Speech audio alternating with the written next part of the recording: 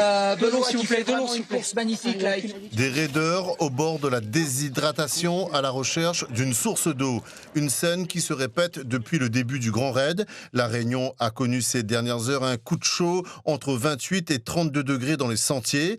Une hausse du mercure, mais pas seulement. Des postes de ravitaillement se sont retrouvés complètement à sec, notamment à Debras. Je vous avoue que je suis pas vraiment en forme là. Sans eau, c'était compliqué. Ouais. J'ai bu l'eau un peu de la rivière là-bas. Moi, j'ai bu aussi de l'eau de la rivière comme celui d'avant. Mais ça va, si on choisit bien le coin sans les gens qui se baignent, ça va, c'est pas mauvais. Hein. Système D pour les fous ce matin. L'eau a commencé à manquer depuis Lillette aux Orangers. Problème, avant d'attaquer le fameux mur de Dodane, les concurrents de la Diagonale et de la Mascareigne devaient absolument se rafraîchir. Alors, faute de liquide désaltérant, l'organisation a donné des oranges aux sportifs et multiplié les livraisons de bouteilles.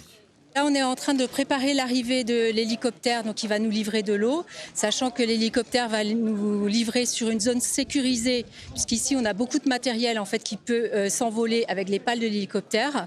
Donc j'ai à peu près une cinquantaine de bénévoles qui va faire une chaîne, de manière à ce que l'eau arrive jusqu'au poste, et on mettra les premières bonbonnes à disposition directement des coureurs, même si on n'est pas dans les règles sanitaires correctes, de manière à pouvoir les hydrater le plus rapidement possible.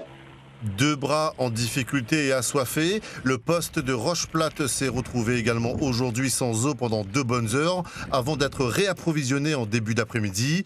Coureurs mais aussi bénévoles du Grand Raid se souviendront longtemps de cette 29e édition plombée par le soleil et des problèmes de logistique. Merci beaucoup.